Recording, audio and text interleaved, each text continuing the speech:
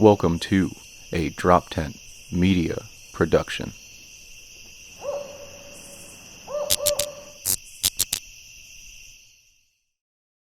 What's up, everybody? Albert here with Seriously Dad. Today we got Jim Bryan, the father, the godfather of comedy in Hanover, Pennsylvania at the Church of Satire. He's got 5 kids, 13 goats, and he's out there killing it. Enjoy. Seriously Dad. Seriously, Dad. Seriously, Dad. 2 father comedians out of Philadelphia. Seriously, Dad. Dad. Seriously. Dad. Seriously. Seriously. All right, we're back with Seriously Dad. I'm excited this week. Albert and I had a little voyage, a couple trips. When we thought about doing this podcast, it's because we were on a long road trip out to Hanover, we ran out of things to talk about. I think we ran out of things to talk about. Going to this amazing little club known as Church of Satire, and today we have the man behind the vision, Mr. Jim Bryan. Welcome, Jim Bryan. What's up, everybody? How are you, brother? Yeah, that was a long voyage. That was a long voyage from the Philadelphia area out there. That was very scenic. And I will say worth it. I will always say that about absolutely worth it, yes. Because I've, how many open mics I go to, but like, whoa, like Darnell and Tom, who run a lot of that of the day-to-day when Jim's not around, like they're in 100%. It's like... Well, they run that mic completely. Yeah, like they completely run that mic. I don't do a whole lot at that mic. That's really Darnell's thing and Tom's thing together. Well, hats off to those. Honestly, because if it makes it worth it. It's like it feels like a show. It's like, and half the time you're in like the corner of a bar somewhere where we normally would be, and it like feels like somebody's funeral. Here we are in a church, and it feels like a celebration. I believe there's a light show sometimes. Like the lights.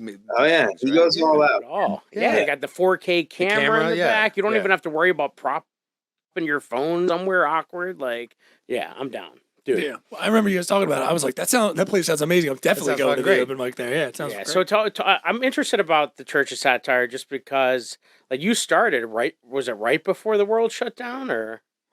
We opened, well, I mean, it started as like producing pop-up shows, right? I mean, this goes back to like 2017 probably. So I mean, it was performing on wood pallets in front of a king-size bed sheet in vape shops and wineries and wherever they would let us do it. And then I got the club. Well, I mean, I got the space that the club's in now in 2018, and I guess like the end of 2018. So we opened in December of 2018. So we were open for like a full year before March 2020.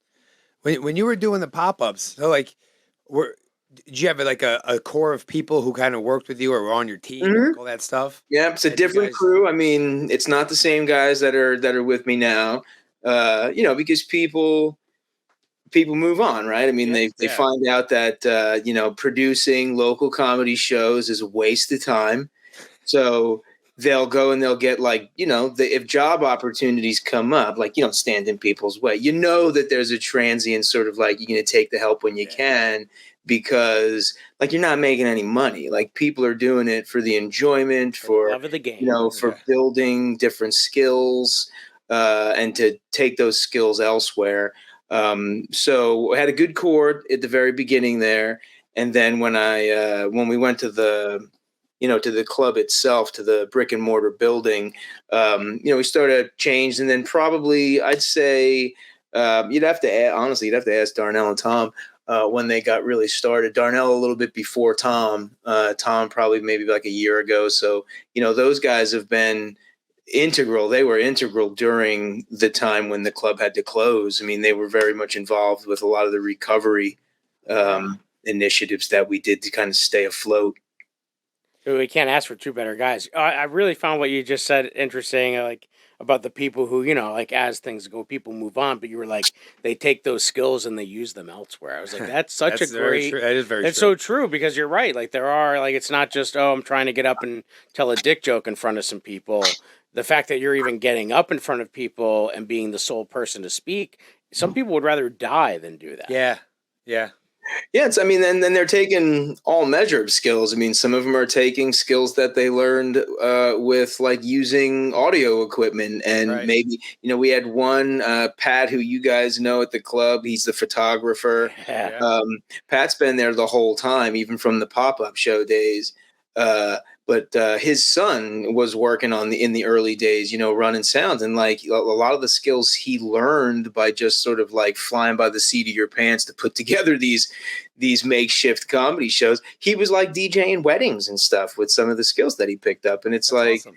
These Money. guys, you can't just like hold people hostage so that you can run your comedy shows. When it's time for them to move on, it's as the business owner, it's my job to find new people. It's not my job to make them feel bad for finding something else, right? Like I gotta find somebody else. It's all good, no hard feelings. So like right now, the guys I got and the crew I got right now with Macy and Tom and Darnell and Pat, I mean, it's really it's pretty amazing. So I'm pretty thankful for them.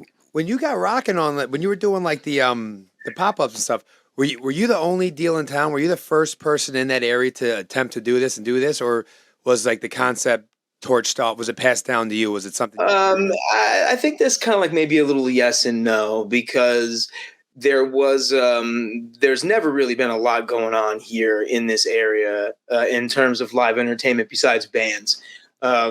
But there was like a little cafe that did a comedy night on like Saturdays, like like maybe twice a month here in Hanover, and it was great. It's where the club is located now.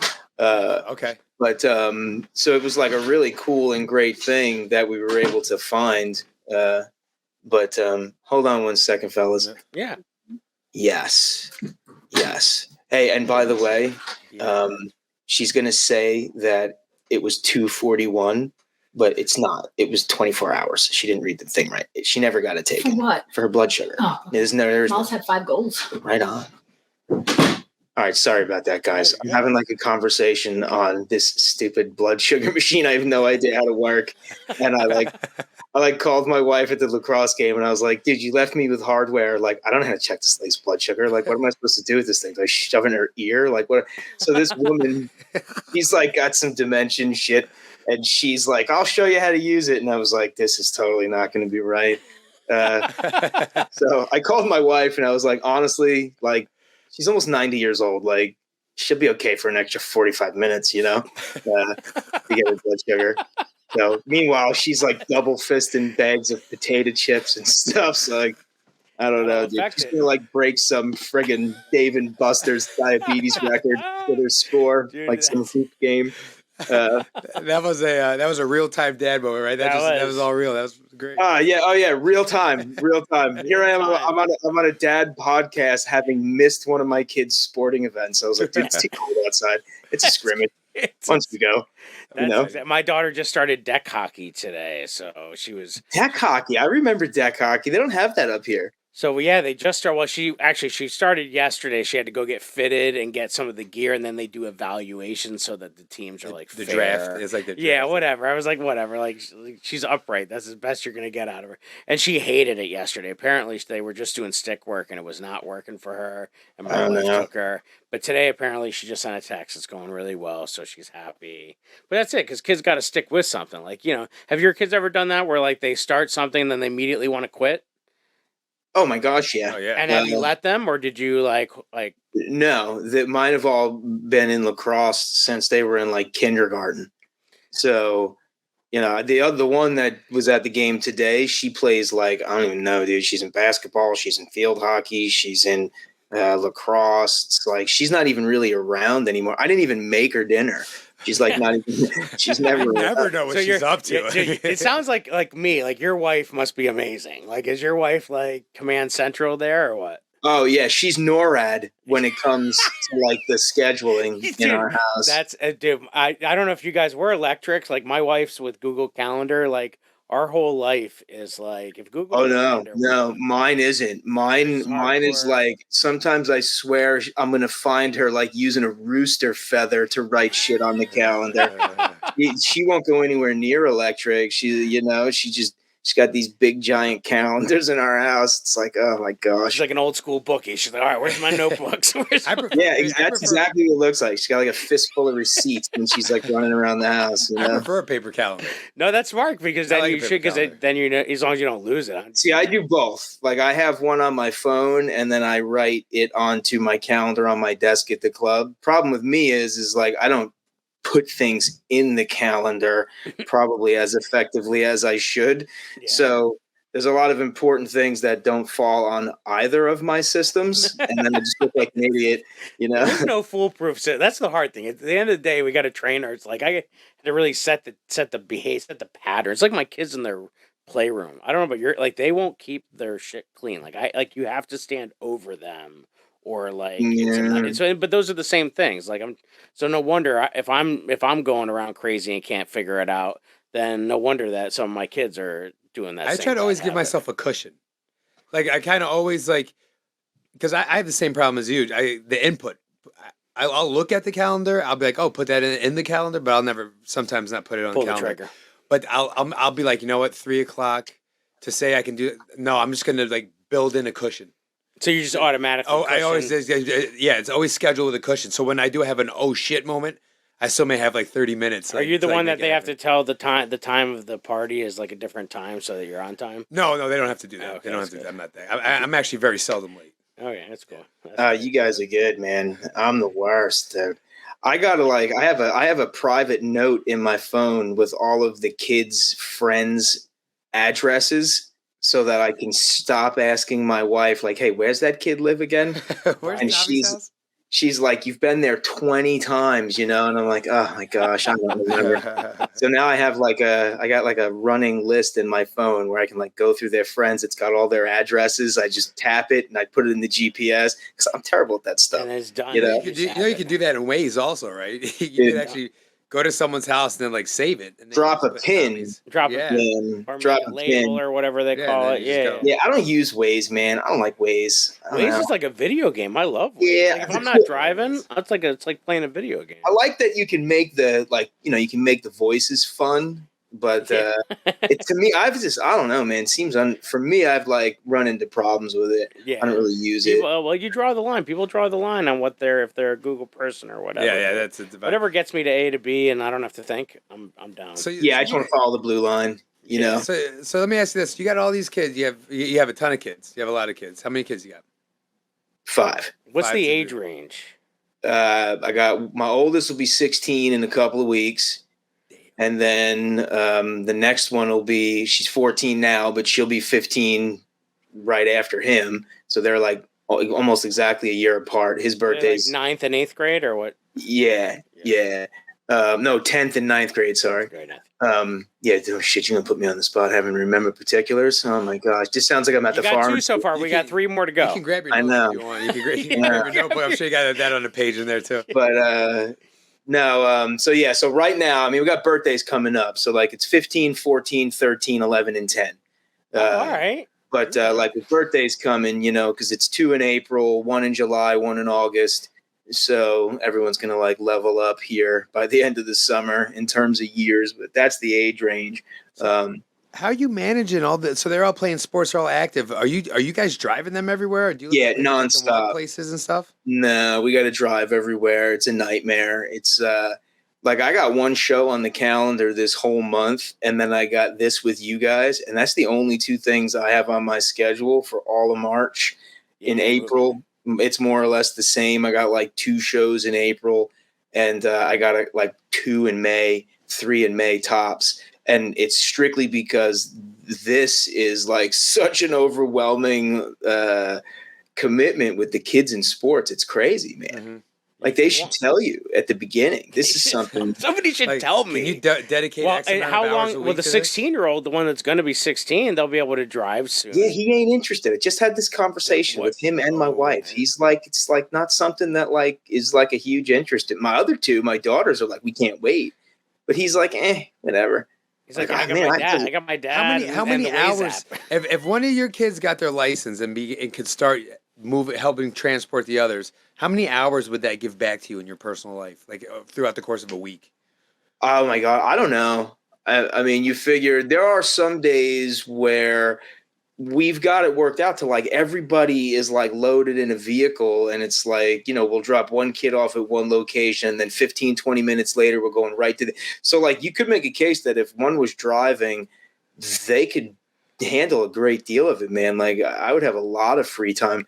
I mean, I'm sure it would be occupied with Like the some neighbor other, kids, like the other kids on the team, to be like, oh, I drop them off, but Yeah. Jimmy's mom brings them home. Well, or think about it, in like something. 2 years, you're gonna have two with licenses. Hopefully, yeah.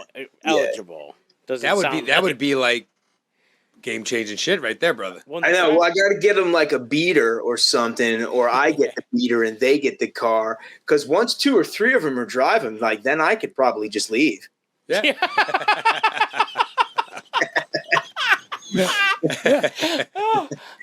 Yeah, I think you're right. I think that's the rules. I think that's how it works. You just get to roll out. Like there's a high probability that if somebody else is doing the driving, that I might get a text like a week later to be like, where are you at?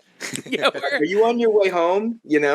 That's what my wife tracks me on our iPhone, so she knows. You can't where fuck I around. am, yeah. What's I got what's like a beater? 50 now, so I'm pretty much. No, I was gonna say, what do they cost nowadays? Like, what would a beater car cost for like a 16-year-old first I mean, you car? could probably What's it- get one for like. Well, 35. listen, man, I got to be honest with you, dude. I think they're more I don't know how I feel about putting my kid in a beater. I drove. That was the next thing I was Yeah. going to say. Yeah, I drove some really unsafe vehicles when I was younger. Like I can remember like lining people's pockets to get inspection certificates. Like Just to make it pass. Make it happen. yeah, like I shouldn't have even balled tires and stuff. Like, Yeah. so Nope. I think I would probably buy the beater and let my kid drive the safe vehicle. Yeah, I think Frankly. I think that's pretty much. But standard. So I don't know what, like maybe $2,500 You can get a car, for you a can get a car beater. with 2,500. Yeah, I'm sure you Maybe. could. You I know mean, the it right would be- person. It would be terrible, I'd imagine.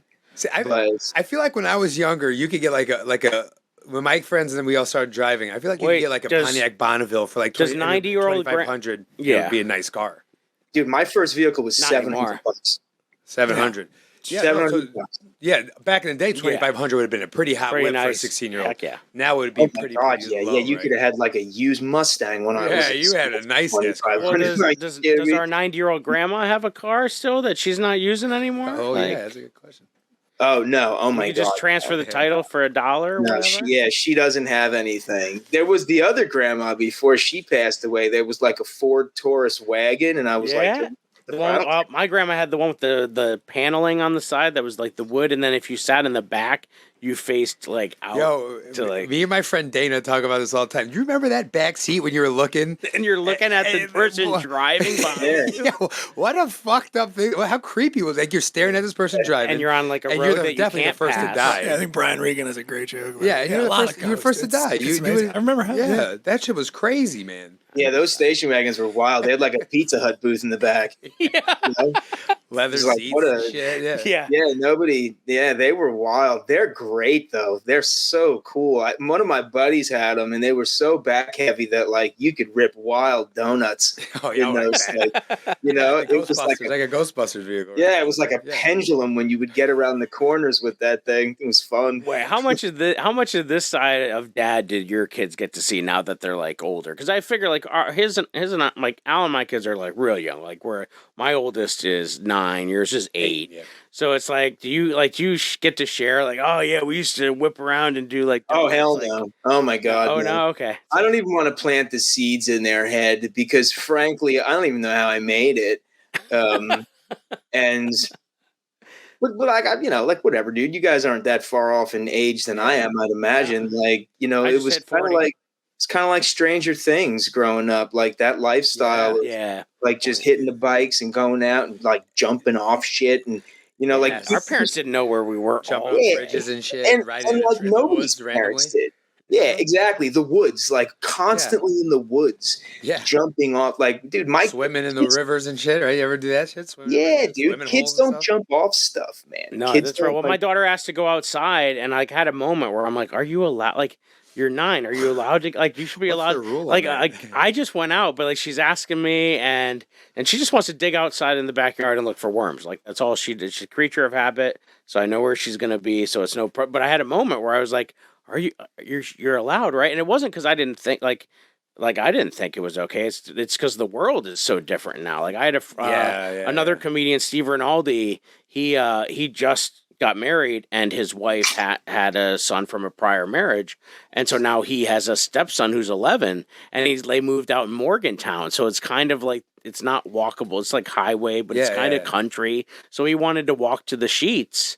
And it was like, he was like, you can't do that. It's dangerous. And like his mom, who grew up in Russia, was like, oh, that's no big deal. We grew up in the country. You just cross the road. And it was just funny how, like, sometimes the world is so different that things that I wouldn't have thought were a big deal, Stranger Things style, you can't get away with in 2023 in some places. Nah, definitely not. I agree with you, Jim. When I was younger, we were reckless as can be. Yeah. And being, say you said like you're surprised you made it. We did some dumb shit. Oh my What's the God. dumbest thing you ever did? Climbed to the top of a bridge.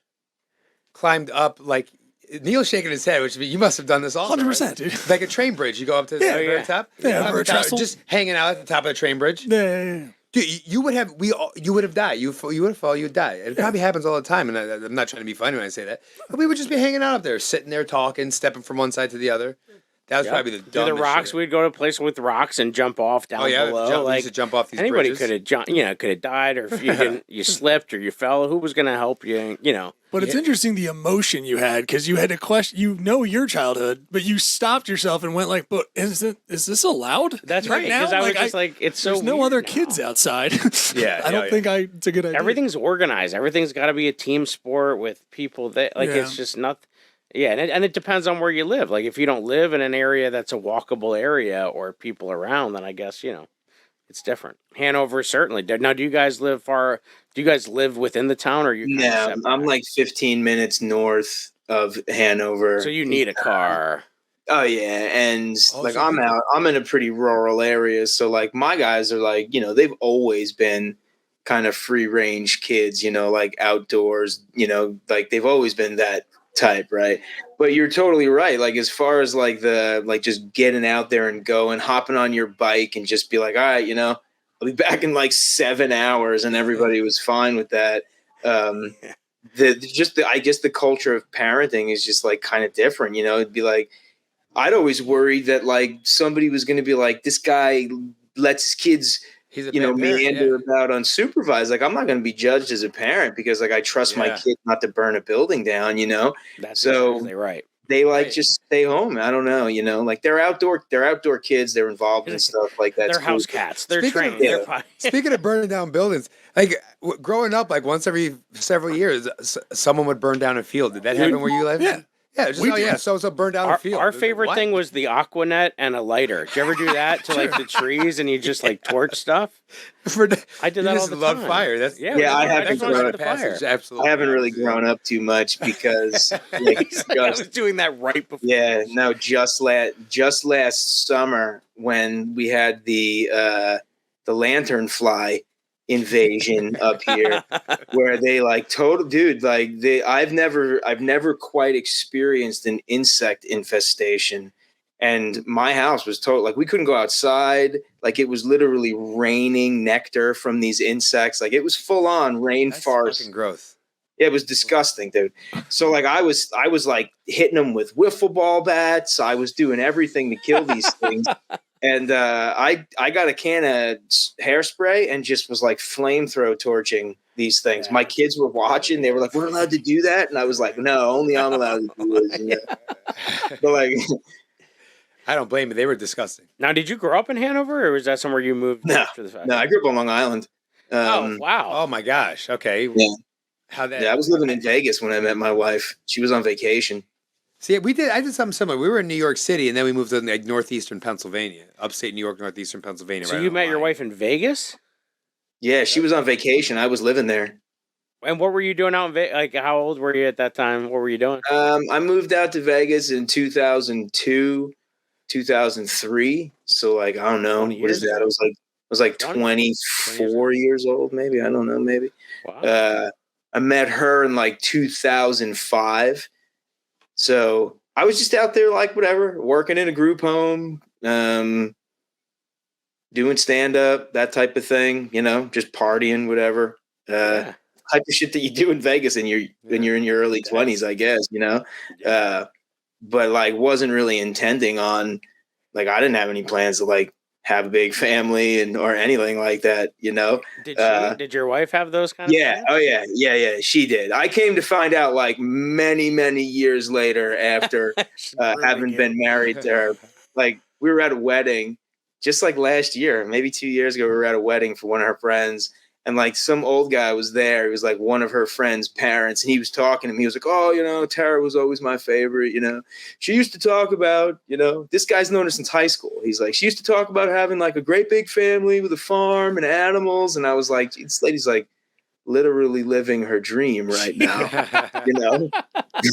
Like I'm shoveling, like I'm the guy that shovels up the shit of her dream. That's right. It's like, That's it. That's like when you go to those Mexican resorts and like if you get up really early in the morning, you see them like with the Zamboni in the sand, like sweeping up all of the nastiness that nobody wants to see, because by the time you go out for your morning, it's looking good. That's you. You're the How many guy. animals do you have? I'm housekeeping for the dream. Your house. You're the. There are so many. There's 13 goats, which honestly, until yesterday, I thought there were 12. He's like, I might have 7 kids actually. Yeah, I don't know. Like, there's so many of them, and they're always in a herd. They always do everything as a herd. They like work as a team to constantly try and escape their pasture. So like the last 3 weeks of my life has been like trying to figure out how to pen these sons of bitches in. Because they do this like every couple of years. They get feisty, and they're old too. Like they're getting old. So, but nevertheless, I'm counting them off because they were all in the front yard, and I was like, dude, why is there 13? Like what the. Now, does that put you to sleep like sheep, or is that different? If you start counting goats, do you just fall asleep? No. I get to the point where I'm like, do I really even want to let them all back in? Can they just survive on their own? You need those goats that faint. You ever see those goats that go? I have. Yeah, they're hilarious. It's probably best that I don't have a goat like that, because it would have brain damage if it lived in this house. Right? Sorry. Go ahead. Well, they pass out, right? Like they do. They get over. I think they just get overstimulated, and it's just too much. No. And they I was going to ask you, what do you do with your goats? Like, are they just nothing? You don't eat them or anything like that? No, they all have names. He's like, I have no idea why they're here. Nah, you can't. It's like your pets. They're like pets, dude. It's a petting zoo around here that makes no money. And so what I find interesting, so you were doing all these, when you did the pop-ups you were talking about back in 2017, like your kids were like, you had all 5 kids at that point too. Then they was little. Yeah, they were little. That's awesome. And the goats. So like at that time that you were like hustling and doing all of this, and you were still a dad of like, that's back at that time I was even like, I was working full time too. I was probably, I had a very demanding job at that time, but when we first got started with the pop-up shows and stuff, they were smaller, they were younger. There was a little bit of more opportunity where they weren't so involved in the extracurriculars, man. Like the extracurriculars are unbelievable. The time demands that the schools, I guess I don't remember, dude. Like I played baseball. That was pretty much it. And like, it got to the point where I was like, I'd rather smoke cigarettes and chase girls. So, so like I was never totally committed. It never like ruled my life like, the sports does for these guys. So like my folks got off kind of easy with me, man. Having to drive around. Your kid turned 16, you had him a pack of cigarettes. Here, put down the cross. But it's also like a different world, because you were able to, like when I was younger, you could ride your bike to practice, right? You could ride right? And it sounds like you were doing that with your Stranger Things lifestyle. But now your kids can't do that, so they just need you to drive them. No, and frankly, like I think about it, for them to ride their bike to school, first of all, it would take forever because it's not like we're that close to the school. Yeah. But like, there's no, I don't know. I feel like when I grew up, there was like the roads were wider. It just seemed like it was more conducive to like kids living amongst, like now it's like there's no shoulder on any road. No, Yeah, it's just weird, man. I don't know. It's just weird. I don't like when I grew up, we used to cut through everyone's backyard. Like if you go cutting through, at least where I live now, like somebody's going to be like, Yeah, right. your target practice, you go running through somebody's backyard. So it's just different. I don't know. And even my friends back on Long Island, like it's the same thing. Like it's different everywhere. It's not just like it's different here. We were just left to roam, dude. I don't know, man. Dude, now do your kids obviously hang out some of your kids hang out at the club, right? Because I've been there a couple Yeah, I've times. seen them. And like, so some of them bought in. You have one of your sons is like really hardcore into it, right? They're like, Oh, he loves it. He's got like favorite comedians, and they're not like famous comedians. They're like comedians who have come through the club that like he's gotten to know and he's talked to, Nice, man. and so like he's got like a list of his favorite comics. It's funny. He's funny. Really He's cool. gone to school as a comedian for Career Day, which was That's funny. Nice. He like went to school with one of my mics. And I was like, "What are you gonna wear?" He's like, "Jeans and a hoodie." That was cool, man. This year he was like, I think I'm gonna go with something different for Career Day." And I was like, honestly, if you're gonna be a comedian, like you should probably have at least one backup plan anyway. So maybe dress as something Does else. he write jokes? Like, is he into being a comedian? Like, he write jokes and stuff like that, or he likes like the management? Nah, outside like the club? he's done them. Like they have like sometimes before all you guys show up on nights, like we'll do sound checks and we'll clean the club, and they'll go on stage and carry on and tell like corny dad jokes type of thing. Okay. Nobody's writing jokes. Like they tried to write them, and I was like, dude, you need way more work, dude. it's like, yeah, you're like the dad coach that's like, yo, no, you got to get down and feel the better. Hey man, it's a teaching comedy club, man. We're here to help people grow. That's Just right. because they're my kids, like we're not going to let special them slide treatment. through. Nah, no special treatment. You got to be funny. So, and you never know, dude. Like I think I've just I like became enamored with stand up when I was probably like I don't know, maybe like 12 or 13. But I didn't actually like try it or do it until I was like 21. So you know how it goes. I mean, I probably have kids right now who show zero interest in it, but when they get a little older, who knows? Having access to the club is probably going to change their perspective. Because like I didn't grow up in a comedy club, so I don't know how they're going to relate to comedy as they start to get older. It should be interesting because they're all growing up around it. So it might be a little less glamorous than like for us, we see it from the outside looking in. These guys, they're seeing it from the inside looking out. So interesting. Yeah. I'm not sure. We'll have to wait and see, I'm just glad that they like to spend time with me and like come up and hang out. I'll take that as long as it lasts, Would you like to see one of your kids take over at the Satire when the time comes, or at some point? Oh, I would done love with it? that. Yeah, I would love that because that would mean I don't have to do it anymore. I love. He's like, I just want them to drive so I can go away. I want them. Yeah, they gotta get their licenses. I'll there's take a the beater. theme. I'll be out west. Yeah. This poor guy. got- He's like, get me people gotta back to understand. Vegas. I want to be. I'm a comic, dude. I wanted to be a stand-up since I was 12 years But old. what I love about your stand up is a lot about your family. Oh yeah, definitely. But like, I don't want to be a businessman. Like, it sucks, dude. I don't want to do that. I mean, Yeah. stand-up is a full-time job of avoiding a full-time job. So, and that's how someone told me that so many years ago, and I was like, yeah, dude, that's what I've been trying to do, man. That's what Like, I've been working on. right? Like, okay, all right, this is the job for me. So like that's what I really want. Everything else just sort of happened. Like, you got to make money, you got to take care of your family, So like you have a club, it's here, let's make a couple of bucks. Let's try, I'm opening up an ice cream store now. That's the next thing next Nice. door. So like you just do whatever you got to do to make bucks and to pay bills and to stay afloat while you pursue what it is that really drives you, which for me is just telling jokes, man. Like that's it, on stage, one mic, like nothing really complicated. Apart from that, for me, that's always what I've always wanted to do. So if I could pass the club and it has like value for them, you know, by the time they have it, if it's something that they can own and provide for themselves and therefore, oh my gosh, that would be amazing. I would love it. I'd love to open more than one, and to have, you know, they could choose to be a part of it or not, but it would be awesome to make it an opportunity that as many of them as want to do it could do it. That would be amazing. That's really cool. I mean, That you're is starting really, that is something. really cool. Yeah.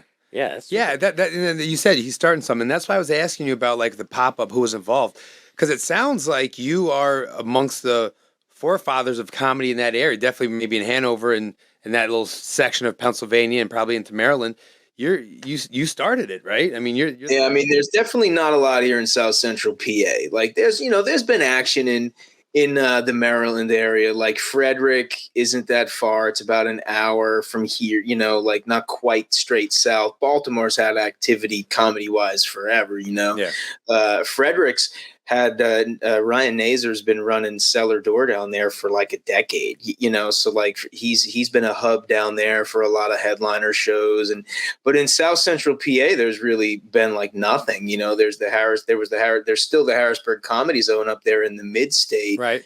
But there's like this huge chasm in South Central Pennsylvania where like there's just nothing for this type of live performance. So when we started doing them, it was like, we were like, let's find anywhere that will let us have a comedy show. And it was not an easy sell to have people like be down for it. Bars weren't really into it. Right. So our first real pop-up show here in South Central PA was in a vape shop after they closed. They would let us do shows. Yeah, it was like, and it, you know, like the first time we did it, I was like, this is such a waste of time, you know, like it was one of those moments where I was like, you know, I could have a real job right now. Yeah, but you did it again. Yeah. You did it again. Yeah, well, we kept doing it. And then I would say like we were putting 40 something people in that show, dude. It was like we didn't even have chairs for everybody. It was so much fun. And then we started doing them in Gettysburg at a winery. And then, you know, we were live streaming shows years before the pandemic. We were doing outdoor shows before the pandemic. Like we were throwing this stuff together for years. We were doing this just to be able to have comedy, to try and install it into this area where like there was just a void, you know. And here I'm like, I want to try and make a living out of this. I've wanted to make a living out of this I've been doing this a really long time. And it was like, I'm just going to have to make opportunities rather than wait for opportunities. So that's what we did. And you get a lot of support too from Hanover.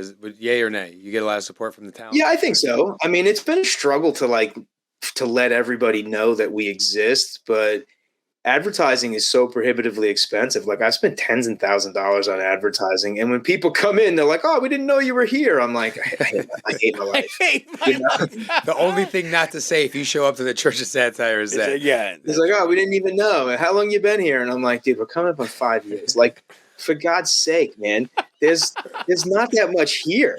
Like, I don't understand how that even happened. Yeah. In the shop, everyone would be like, oh my God, the new pizza shop. Like, like, how'd you guys miss me? Dude, well, I'm gonna open the ice cream store right next door and like watch. It'll be super popular in 8 months, and it'll have more attention than the club ever got just because I'm selling. There's a comedy club next door to this ice cream shop.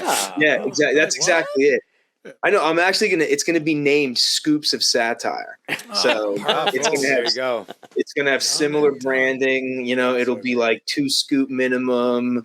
That's so funny. You know, it'll be, you know, guest feature the headliner. You know, it'll be themed sort of comedy ice cream type of thing, in the hopes that when we look to really advance the brand, this is something that could pair with any of them. And the idea behind it was, in the wintertime, we do really well at the club. Well, really well, you know, it's relative because it's a small place with no bar. But we do good ticket-wise. We fill our room pretty regularly in the winter. But as the weather gets warmer, it's like, man, like it's tough. It's tough to make money. But in the summertime and in the warmer months, like an ice cream store would kind of go up. so we might be able to sort of find some balance in terms of making a little bit of money throughout the whole year. Because the warmer months are rough at the club, dude. Yeah. They're rough. It's funny for someone who said that I don't want to be a businessman. I mean, that's some pretty good business acumen, I would say. I know, it was my daughter's idea. That's great. Dad, you have to diversify, first of all. Yeah. Here's the deal, Dad. Yeah, she's super smart. She's super smart. I'm like really hoping that she kind of takes over as soon as possible. She's on the honor roll, I'm like, she's like arguably on paper, she might even be smarter than me. So I like the idea that she takes over, and then I haven't been to Church of Satire yet, but if there was just a porch and you just finally retired and sat outside. She comes out, she's like, Dad, you have a comedy club? I had no idea. I know, yeah. They'd be like, have you seen that guy that sits outside with like a large piece of straw sticking out of his mouth and sits? That'd be me. So if you could open the second Church of Satire location, or when you open, where do you think you would open it? Would you? I don't know. I mean, as much as I want to, I would love to have more Pennsylvania, because I like it in PA. PA's cool, and Pennsylvania's interesting because it's a big state. And it's got these like 3 independent cultures in the western, central, and eastern part of the state. Like Philadelphia and Pittsburgh are literally on opposite ends of planet Earth inside Pennsylvania, which is unique. I mean, it's a unique thing. And like, I like that. I find that attractive to be able to explore Pennsylvania. The problem is that the liquor laws in Pennsylvania are what you would call archaic, right? I mean, to get a liquor license here it's not realistic. So in all reality, we would probably be looking at like one of the neighboring states for something, I mean, this is years away too, obviously, like I've got a 5-year plan, a 10-year plan type of situation. And that's really more of the 10-year plan to start thinking about that, because they would have to be like considerable interest in the brand. But at the same time, like I've had calls from Vegas, Boston, New York City, New Orleans, being like, we would love to have one of those down here, the concept and everything, which is great. But it's like, all right, well, throw some thousands and hundreds and thousands of dollars at me and I'll come down there. But I haven't had anybody so committed in the brand that they were willing to invest in one of those areas. But uh-oh.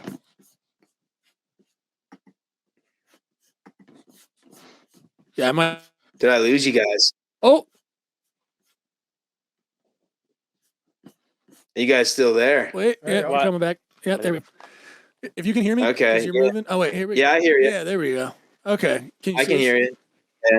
Yep, I can see you too. Yeah. Cool. All right, good. All right, it cut out right as you were saying that you got calls from Vegas. Vegas. Yep. Wanting. Yeah, I've had like people who have come down and comedians that have come through. Have been like, oh, that'd be amazing, and you guys have been there. It's like a lot of the thing that comedians enjoy about it is a lot of the things that are sort of driven by a place that's kind of run by comedians. So there's been folks who've had a really good time and then they've gone back to their city and been like, man, our city could use something like this, when, maybe what their city could use is a club where people take care of people. It's really less of it being Church of Satire so much as it's like a place where people come and they feel the way that they do when they come to our club. But I guess those are also at odds with making money sometimes. So, for what that's worth. But I think that's why some of these places have called asking, like, oh, we want one of those in our town. It's like, you could just have one, you can do it. It's not impossible, like I'm not that bright. It's not like it's impossible to do. No, dude, honestly, because the difference is, like you said, like, it's for the love of the game. You're doing this because you've been enamored with comedy, and it's about you and a mic and getting on stage, and you've created that space, but you've also allowed others, like Darnell and Tom, to take ownership of that within your own club. Like, that's what they want. If they say they want a Church of Satire, they're trying to create a culture of what it is Yeah. you're doing there. Yeah, you can give them the backdrop and the set and all of that, but they're going to mess it up. Like all those people who do bar rescue, and the minute John Taffer's out, the place falls to shambles. Because the reality is, it's about the behind the scenes stuff and the attitude of the people there. Because Yeah. that's what it's about. Well, because Yeah, it you wouldn't don't be s- like a corporate thing. It wouldn't be like a corporate thing. Sorry to cut you off, but it wouldn't be like corporate. You're not corporate. You're a comedy club, like we keep on saying, ran by comedians. You're not playing the corporate game. But sometimes when the corporate game gets in these clubs, they, not It's they like can't Wayne's do World. what you can It's do. Wayne's World. Yeah. Where it's just Wayne's Yeah. World too.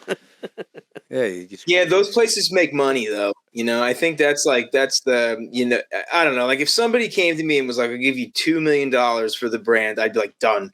I mean, I would I wouldn't even hesitate. I'd do it in a minute, Mhm. because you have like pressing things piling up. You know how much work comes into it. I think when you try and help someone to understand like how much work goes into creating a culture, like you have to help someone understand that like everything you do has to be in service to that culture that you're trying to build. So like I'll talk a big game about like developing talent and giving people opportunities and trying to create a scene that grows itself by getting newer comedians excited about comedy so that they can continually bring their new friends to the club to create new clients for the future. Like that commitment, like it never goes away. It's like constantly working on that, constantly trying to live up to it.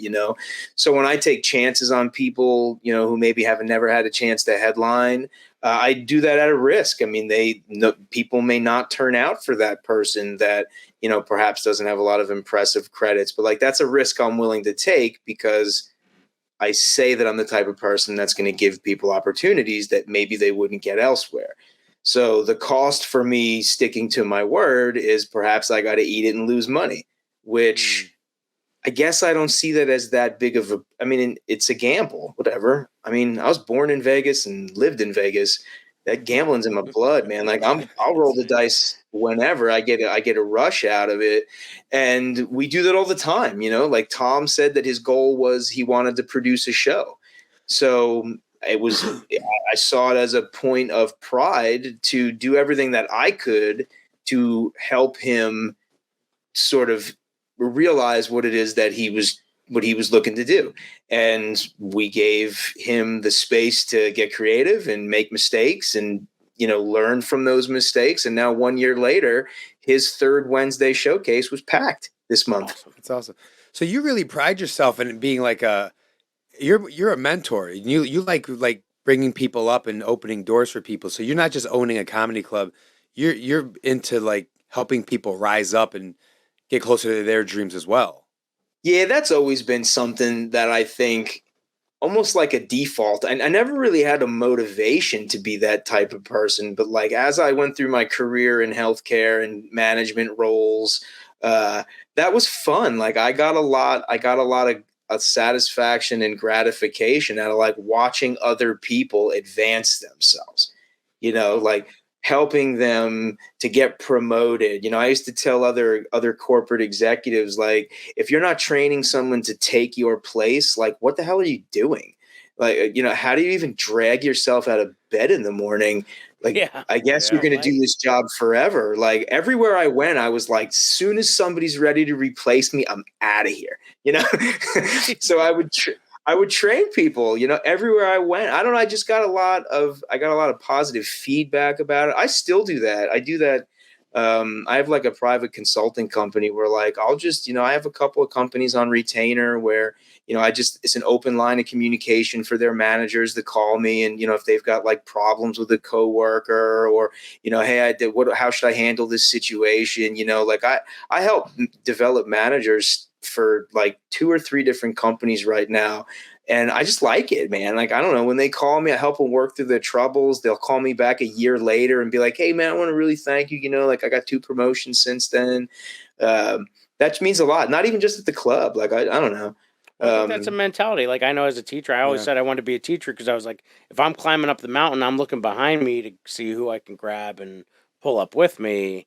And if I went and got any knowledge, then I felt compelled to share it. And it feels like that's your attitude. Is like, I mean, in corporate America, the things you said about training someone to take your place and like move them up and move yourself out and up and over, what have you. I mean, I think the companies that are most successful have that mentality. In comedy, you won't find many people who say, "I want to help people better their career," especially people who own clubs and are in charge of things to that magnitude. So I would make that like a hats off moment. That's a beautiful fucking statement because you don't hear that much in this circle and in this world of comedy that we're in. Yeah, well, I mean, I appreciate that. I mean, as a club owner and as somebody that like books people, I do see it as a point of pride. I mean, I do my best to lift people up and to promote folks. And I mean, I'm sure I haven't like met all the check marks, as far as like being a booker, but like I do try. Like I do try my best to do it. Now, as a comic, I don't want any of you to succeed. I want all the bookings. I'm jealous of your success. I'm envious of all of the things that I don't have. Right, like I understand that mindset of not hating on others, but being like, man, I want this super bad too. I understand that thinking, but as a person put in a position to organize shows and to put on shows, I want to take that opportunity to like put on good shows, but also like put on shows where there are people who their first headlining experience was at Church of Satire and they've gone on to be very successful and nationally known. And that's awesome. That you don't know you can really do 45 minutes until you've done 45 minutes. Yeah. And there's a lot of comedians out there right now that like they're sitting at home being like, I got an hour. And it's like, no, you don't, dude. I promise you don't. Now some of you do, obviously, and you're awesome, whatever. And you've probably been to the club, but there's somebody right now that's like they're telling somebody they have an hour and they've got like 11 minutes of solid stuff. Where, whatever but then there are others who they do have 45 minutes, but they don't have any justifiable reason to demand that position. And it's like, who's going to give them a chance? Yep. I'll roll the dice. What's the worst that can happen? I lose a couple $100, like whatever, dude. I'll go help some manager sift through their timesheets and I'll make that money back. I'll find some other way to make that money back. I'm not going to like, there you go. Over that. I'll figure it out. That's a beautiful fucking statement. Thank you. I would say thank you as a comedian. Thank you. And you gave, Jay and I had gone your mic a few times. We exchanged a couple emails, and you gave us opportunities at your club, and I'm thankful. Yeah, you wrote me a letter in the mail. That's why you got booked. I was like, right, I did. Holy shit, a letter? I haven't opened a letter. I don't even open bills. That's right. Now everybody knows my trick. Okay, yeah, I'm busted. No, that's right. I did write you a letter in the mail. Yeah, that's right. No, it was very, and sometimes as a comedian, like if there's any comedians out there that are like listening it's just like any other job, man. Like you've got to look at it from like a multi-dimensional approach, I think that when you sent that letter, you probably recognized that like he probably doesn't get these very often. This is going to change it's going to change his eye level a little bit. It's going to make me stand apart, not ahead of, but apart from the crowd. And that's exactly what it did. I opened up that letter and I was like, no way, a letter? It's awesome. Yeah. Hey, so I used a nice pen too. I remember I used a nice pen. That was a good ink, brother. Yeah, it was on nice. It was on paper, like a thicker paper stock. Nice paper. Yeah. Paper stock. You have it in your office, don't you? Have it pinned up against the wall in your office? Yeah, maybe. Next to really fast fish. Yeah. But you know what though? In all reality, though, like my point is that it left an impression, right? Like your comedy and your guys' personality. I've worked with you both now. You're people that I enjoy the presence of, which I have the luxury of being like, you know what, that matters. That's something that I can quantify. People get booked back at the club, not just because they're funny. They get booked because they're reliable, they're on time, they're consistent, they're good to be around. Like all of those things matter.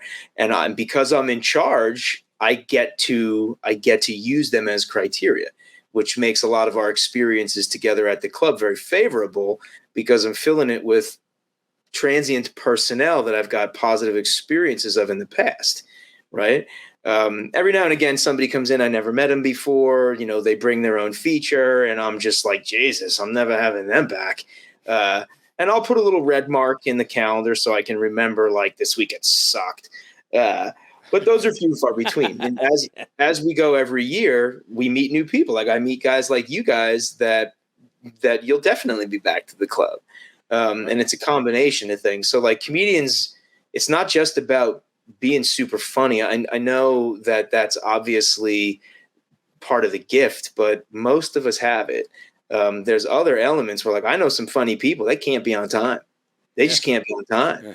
And like, not for nothing, I'm not trying to take my sweatshirt off and go do a half an hour, 45 minutes when I wasn't I wasn't trying to, like the crowd bought tickets to see some, but like, so, that stuff, it adds up, and it makes it harder to take chances on folks when there's other people lined up. Well, Yoder, you are one of the better comedians I know at taking it as a career, like a job. Not a career, a job. Well, I guess both, a job. You set time apart to do your things. Yeah, I'm you're very on the road a intentional. lot. I look at Jim. Marketing, shit like that. Yeah, when I look at someone like Jim, when I've met Jim before, we had done a show before I met him at Church of Satire, and it stood out. Like, that's apparent. When people are like that, you instantly know. Like, you and I met in the same kind of circumstances. You just see when people take it seriously, and like, Jim had said earlier in the episode, he's like, I'm just trying to find a way to keep doing this as the full-time gig, and I'm in that same boat, and I love being around people who have that mentality because it's contagious. Yeah, and I do not like when people are not on time. That drives me up a fuck. So I'm the same way. I can't imagine booking a show or booking shows, plural, and it's like 7 minutes and the person's not there. At some point, you're like, what the fuck's going on? It's so rough. That's got to be so mentally taxing. It is. It's one of the most stressful things. And I do have a couple of bookers, that I'm friends with, and we can talk and gripe, a little bit. There should be like a bookers support group, and I know that there are shitty bookers out there, I know there are, but there are also some really good ones, that are like really just trying to put on good shows, and, maybe they're using it as an opportunity to get on stage themselves, which, I don't have a problem with as long as the person is like growing as a comic and not just looking to eat minutes on a show type of thing.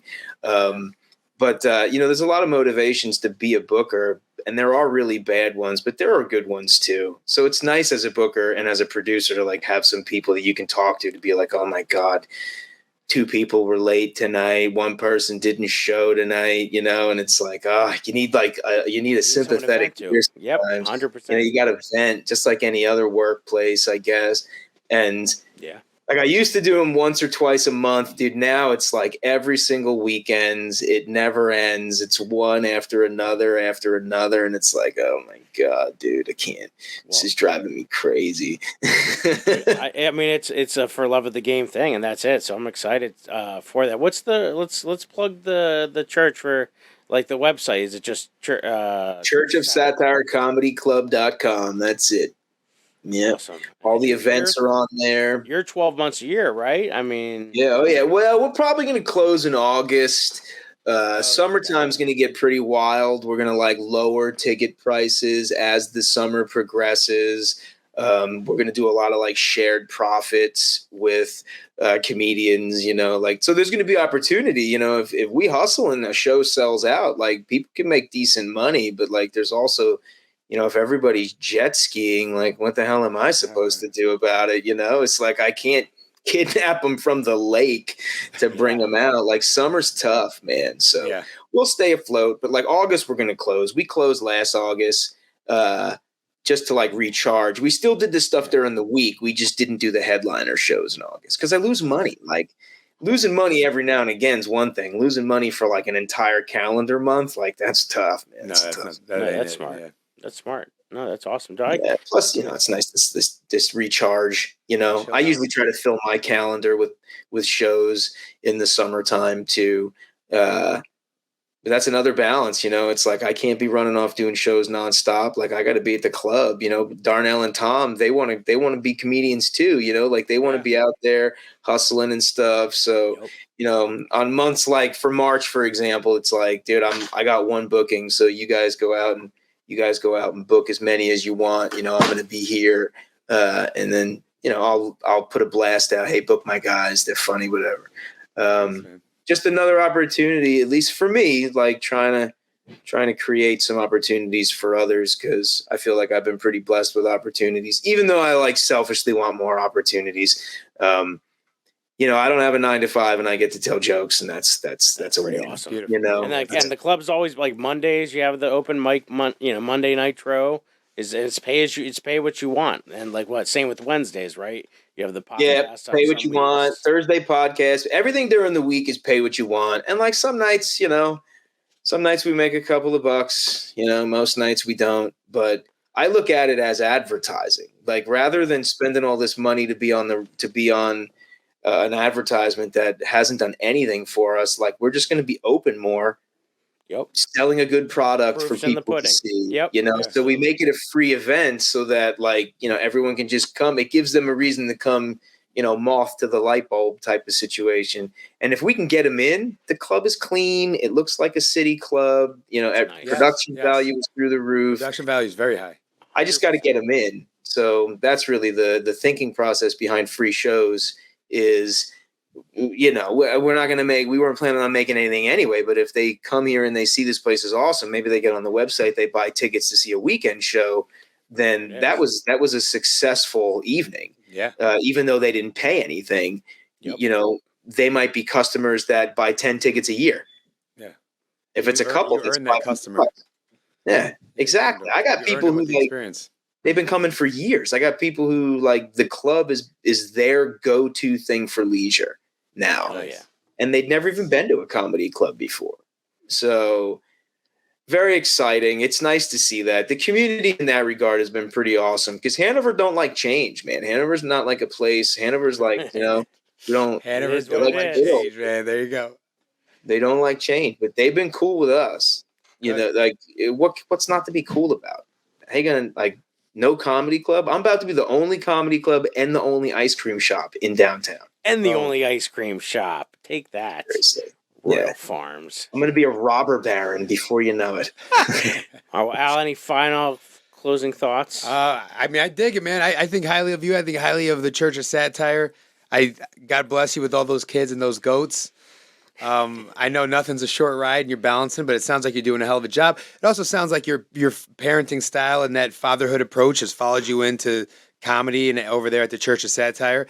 And I'm a fan, bro. I like it, dude. Oh, I yeah, like I was your club. watching your YouTube, Yeah, I'm a too. fan, man. I like it all, brother. This is great. I appreciate you guys, man. Yeah, you guys are cool. Thanks for having me on. Can't thank you enough, Jim. Thanks for stopping by. Yeah, no doubt, guys. Keep in touch, man. Let's get together sometime. Tell some Yes, jokes. please do. Hell yeah. Absolutely. Seriously, Dad? Seriously? Thank you for listening to The Dads, for once. Give these daddies a break. And maybe follow, subscribe, like, and comment to The Dads on Instagram and YouTube at Seriously Dad Pod. Rate and review Seriously Dad Podcast on Spotify, iTunes, Amazon Music, and everywhere you get your podcasts. Seriously, Dad? How you doing? This is Neil Wood from the Cult of Us podcast, speaking on behalf of Drop 10 Media Network, the network you're currently listening to. Make sure to check out all the other podcasts on the network. You can go to drop10.com to check them all out. Make sure to like, subscribe on everything that you see Drop 10 on. We appreciate it. Go to drop10.com now.